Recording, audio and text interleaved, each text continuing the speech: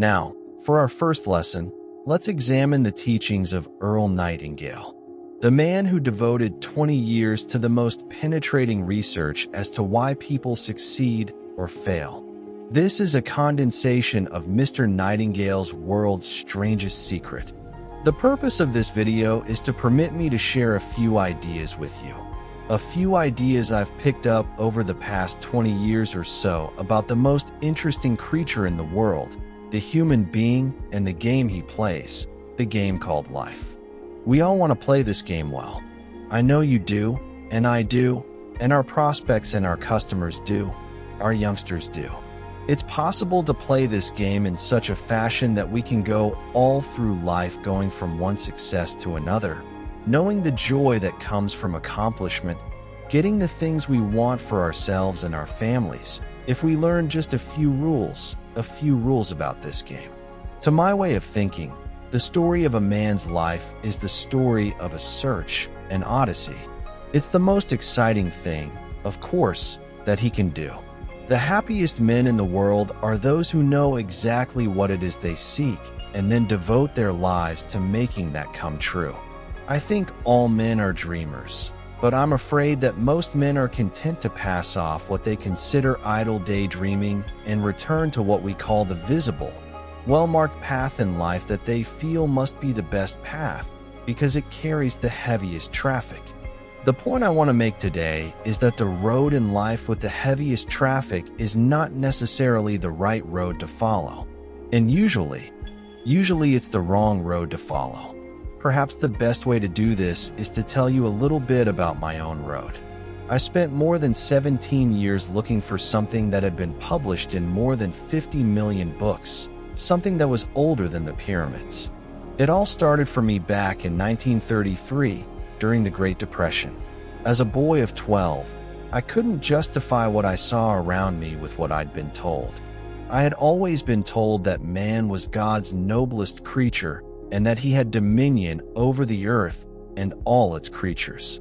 And yet the people in my neighborhood didn't have dominion over a steady job. They were poor, yet there was plenty of money around. No one had buried it in 1929.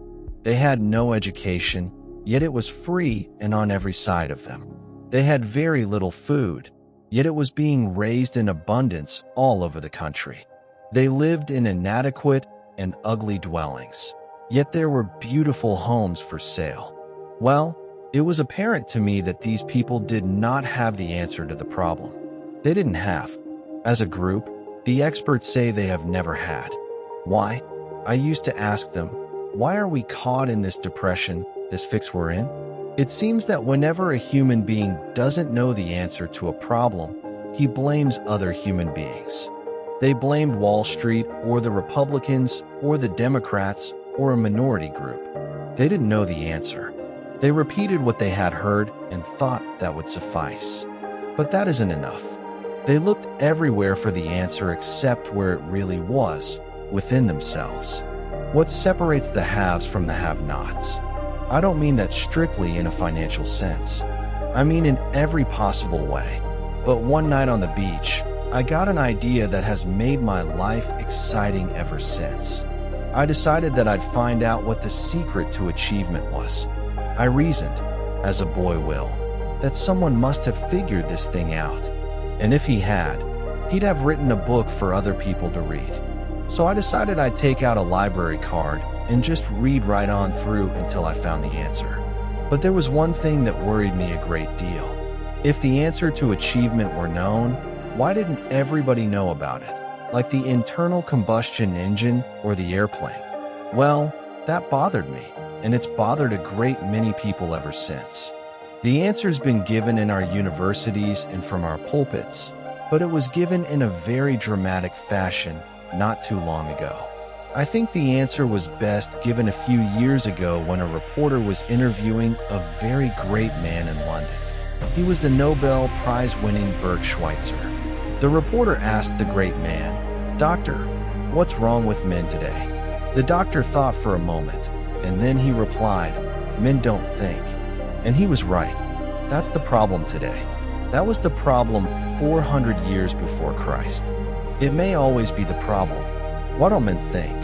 And we know the answer appears again and again in the great books. Why doesn't everyone know about it? Because about 95% or more of the people never read the great books. We know the answer appears over and over again in the Bible. Why doesn't everyone know it? Nobody reads the Bible. Everyone owns one because it's fashionable, like a set of Shakespeare. They don't read that either, and the answer's in there too. The answer appears in the public library on practically every shelf. Why doesn't everybody know about it? Because if you want to hide something from the American people, put it in a public library. They'll never find it as a group or as a majority. Well, while it isn't absolutely necessary to have a good education in order to succeed, it's a pity not to obtain one since we're surrounded by it on every side. But we can still succeed without one if we know a few of these rules we're talking about. Why is it that only 5% of the men in the United States succeed in life? For example, consider this statistic. Out of 100 young men who all start even in our country at the age of 25, 100 young men at age 25, 40 years later when they would be 65, one is well-to-do, 4 are independent for life, 5 are working, 36 have died, 54 are stone-broke, dependent on others or an agency for their support. Now why is this? Anybody could be wiped out. A disease or illness could take away their money, but that isn't generally what happens. They wind up broke as a group because they don't think too much about it. And here's where we, I think, can be of real service. What do they do that's wrong? Now, before we get into that, let's define success. What is success? Success, to my mind, is nothing more than the progressive realization of a worthy ideal. By that, I mean if we're here and we want to get there and we know we want to get there, we're successful. As long as we know where we're going in life, we're successful. By definition, the people who do not know where they're going or what they're working toward are then not successful. A survey was made one time with thousands of working individuals, and they were asked this question: why do you get up in the morning and go to work? 19 out of 20 didn't know. They had no idea why. Well, the experts claim it's because they conform. Why then do they conform? They're taught to conform. From the time they were a foot tall, they've been conforming. We're told what to do by our parents, which is natural and good. We get into school. What's the most important thing to a young fellow in school? It's to be liked by the other kids, right? Of course. He wants to belong to the group, do what they do, laugh at the same things they laugh at. It's only natural. All right.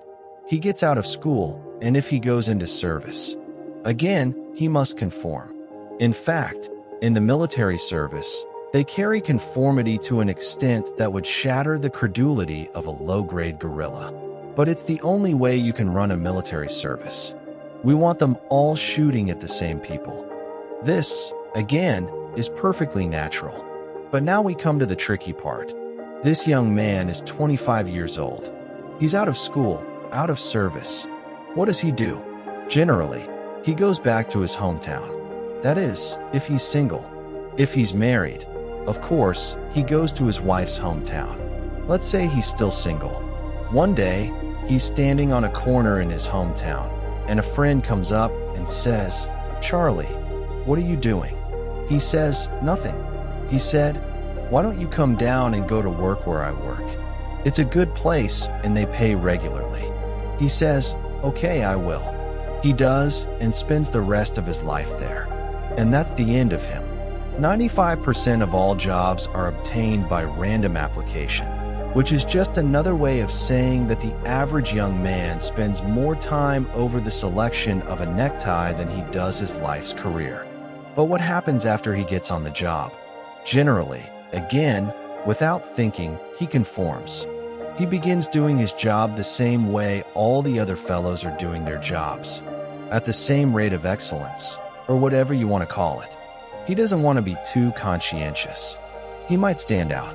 The fellows might find some terrible way of getting even with him. They might not let him on the bowling team, or if they let him on the team, they might not let him keep score. but they'd find some way of getting back at him. What does he do then? Generally, he marries. Wonderful. He does the same thing I did. He goes out and gets a little house that looks exactly like every other house on the block. It makes him feel comfortable.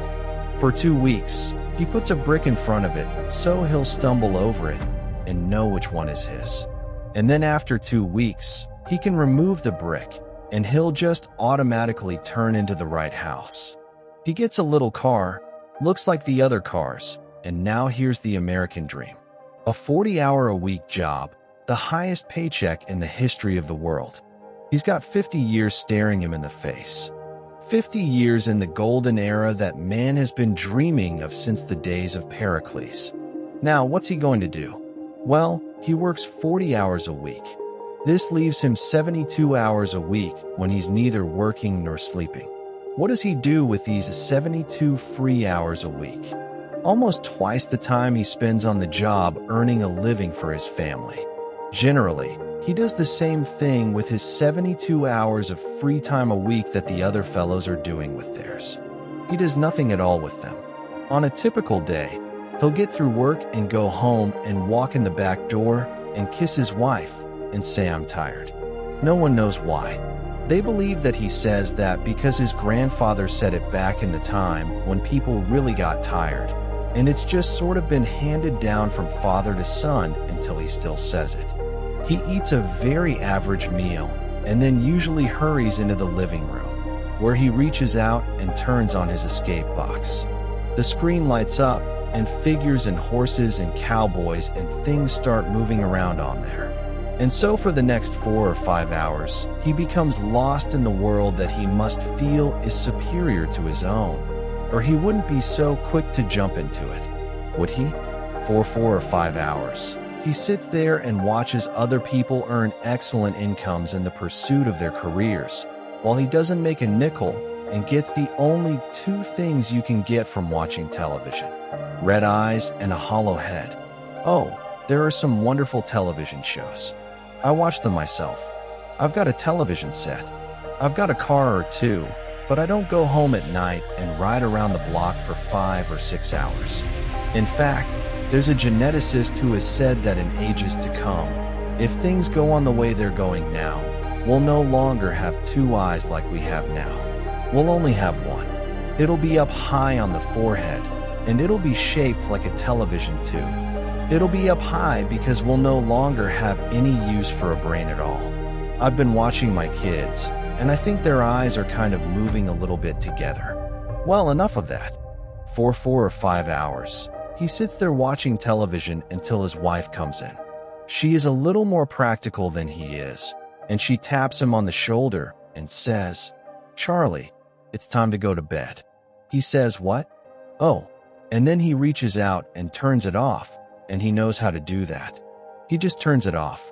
And then he goes to bed, and the next day, he starts this all over again. He does this for 40 years.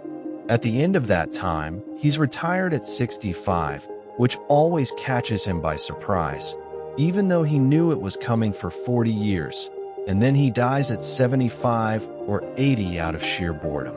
Now, there's nothing wrong with this if we do it deliberately, if that's the way we've decided to spend our lives. But I think the pity comes when it isn't the way we decided to spend it. The pity comes when we're doing it by default, when we're living that way just because our next-door neighbor is. And I think it's time to do a little thinking about it.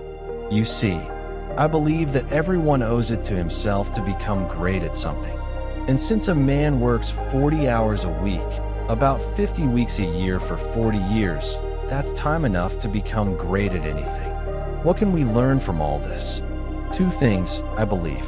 1, if we're going to be individuals, we've got to be individuals.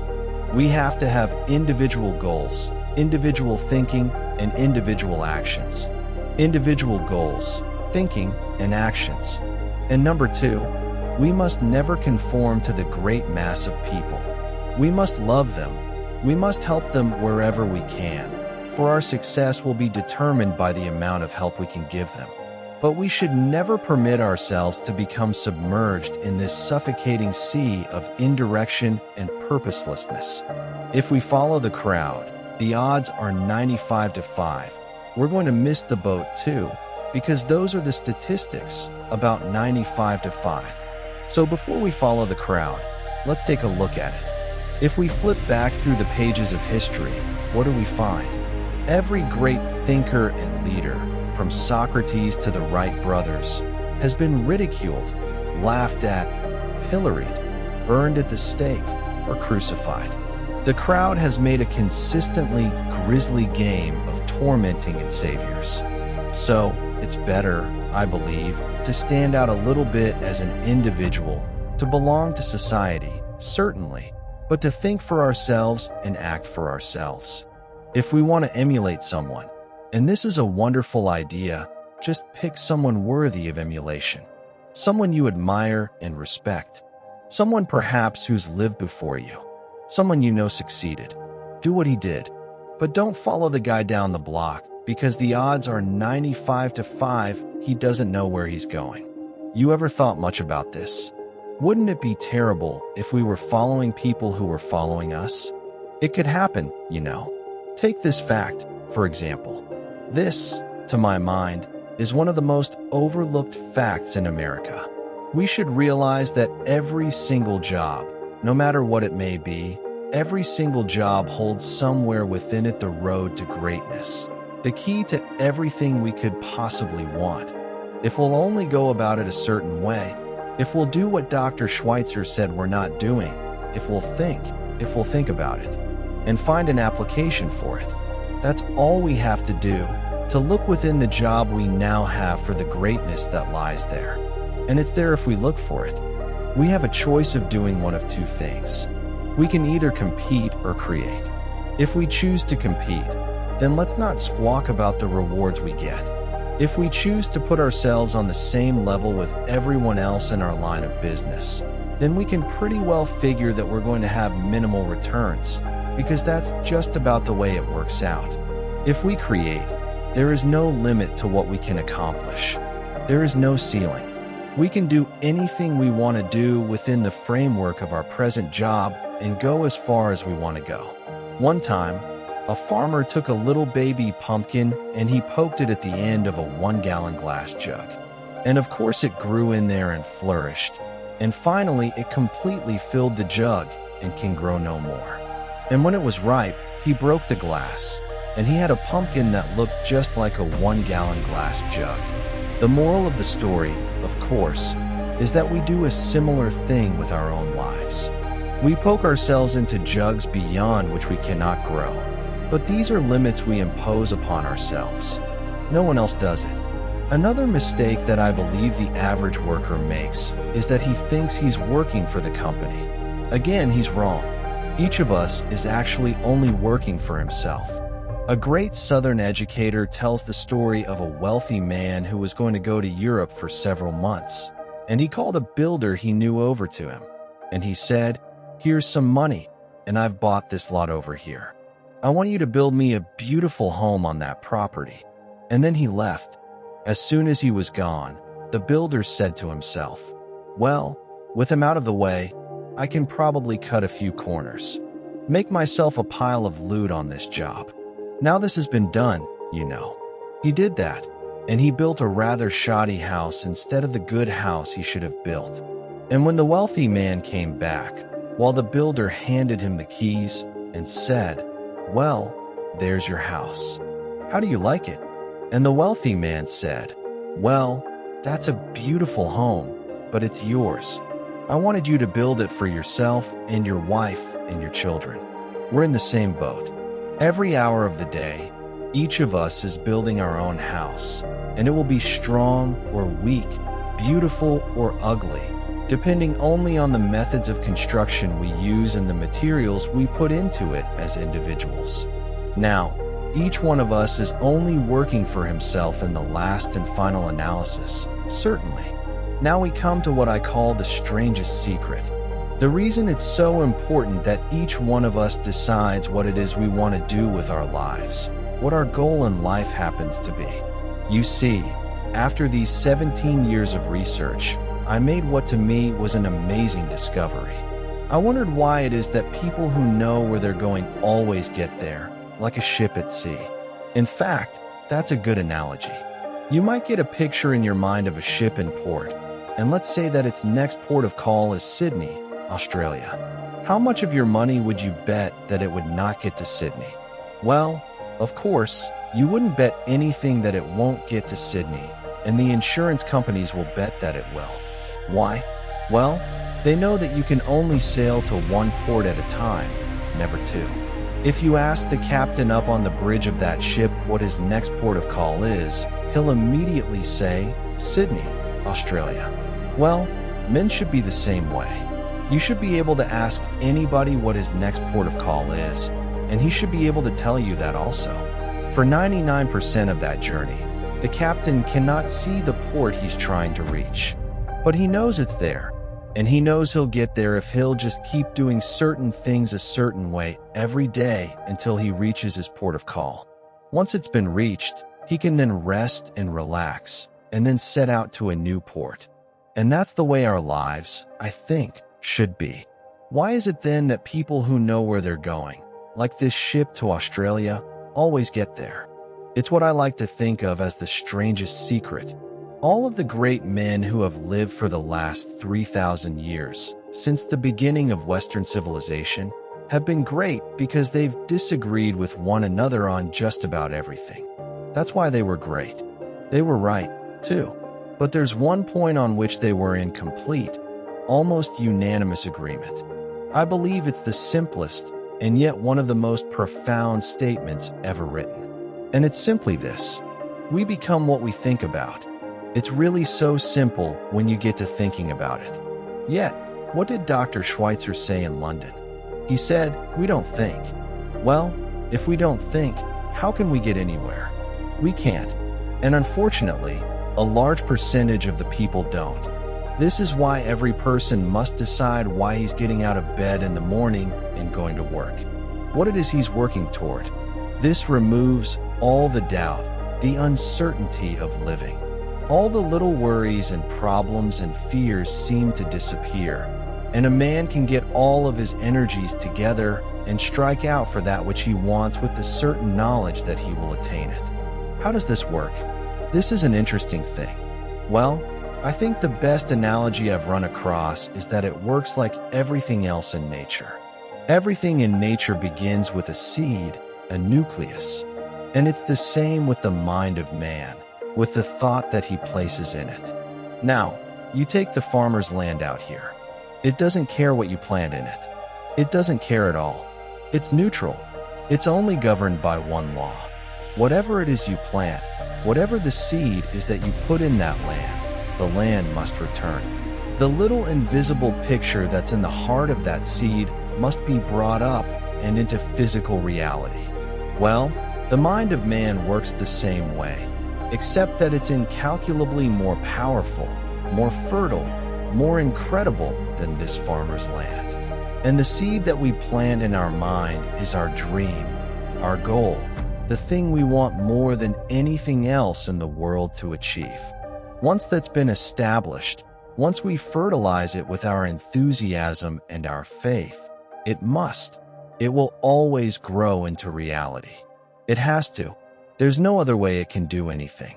Every person at this particular moment is really nothing more than the sum total of his thoughts to this point. And 5 years from now, he'll be the sum total of his thoughts up until that point. So thinking then becomes important. Setting a goal becomes vital. And it can always be done in the job we now have. To me, there's nothing more pitiful than a man who goes through life jumping from one thing to another, forever looking for the pot of gold at the end of a rainbow, and never staying with one thing enough to find it. Let me give you a plan that I guarantee will bring you just about anything you want in the next 5 years if you can buy it with money. It's an interesting little plan, and it shows the power of the human mind. Start getting up an hour before the rest of the family does in the morning. Make yourself a nice fresh pot of coffee and sit down at the kitchen table or in your den with a clean sheet of paper and think of 20 ideas for improving what you now do for a living. not some strange inventions or something, but 20 ideas on what you now do for a living. 97% of these ideas will be worthless. We know that, but some of them will be good. You'll be getting 100 ideas a week if you don't think on weekends. Now, what do you think the chances are of you getting the idea you've been looking for all the days of your life? The law of averages is on your side, and one idea can make you rich. You only need one. You only need one oil well or one gold mine, and it's available in what you're now doing. This applies to anyone. 20 ideas a day. Becoming great as, say, a salesman is no different really than becoming great at anything else. If you walked into a doctor's or a lawyer's office and he didn't have a big library full of books as reference material, you'd probably be a little suspicious of him, and rightly so. But the same thing applies to selling or any other field.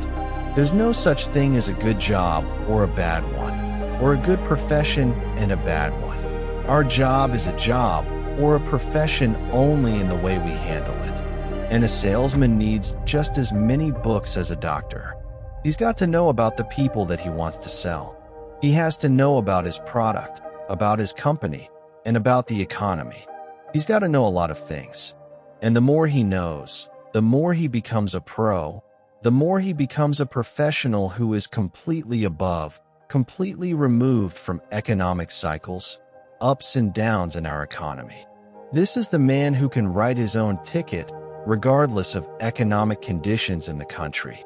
What do you suppose would happen if a young man wanted his job for 5 years? The same way a dedicated medical student has to go at the study of medicine. He'd be a national expert in 5 years, a national expert, and this would accomplish 2 things. 1, he would have found a consuming interest, because when we get interested in our job, it sort of takes over. And secondly, he'd be economically sound for the rest of his life. He wouldn't have any problems about making money. We hear a lot about security these days, this security business, and I think most people have got it backwards. You've heard people say, well, it isn't much of a job, but at least it represents security. There's no such thing as a job that represents security. If you say security in the same sentence with the word job, it's a non sequitur. It has no meaning whatsoever. If a man thinks his security rests on his job and then loses his job, he's lost everything. He's completely demoralized. He's like those people I saw back in 1933. He's lost everything. He's wiped out. Well, if security isn't a job, what is it? There's only one place you can find security. If it isn't there, it isn't anywhere. It's inside of a man. Inside, never outside. If a man has security inside where it belongs, you know it. His wife and children can feel it when he sits down to breakfast with them in the morning, and they're warmed by it. You can see it walking down the street. You can feel it when he enters a room. That's security, and you can take away that man's job or his money or anything else. Take away everything but a wife who's willing to start over, and all of them are. Drop him in any town in America and turn him loose. And you'll go back in a year and find him doing just as well as he was when you found him. You can't keep a good man down. Like cream on milk, you can shake it all day, but the minute you set it down for a minute, it's going to bounce to the top again. That's security, and it comes from one place, doing what we do for a living surpassingly well. Each one of us has a private continent of his own divine mind. We know it contains riches beyond belief. But how do you prospect a continent? You dig systematically and with purpose. And that's the way you prospect the mind, by thinking systematically and with purpose and setting the goal you want to reach. I was flying on an airplane somewhere not too long ago. I was reading a great play by the Pulitzer Prize-winning playwright Archibald MacLeish, and I ran across something in that play that made me sit bolt upright and think for about the next 15 minutes very seriously. He'd written the only thing about a man that makes him a man is his mind. Everything else you can find in a pig or a horse. Something to think about, isn't it? Everything that means anything to us is connected to us through our minds. Our love for our families, our patriotism, our religion, everything. And it's worth developing. He also said this, and this is sort of interesting.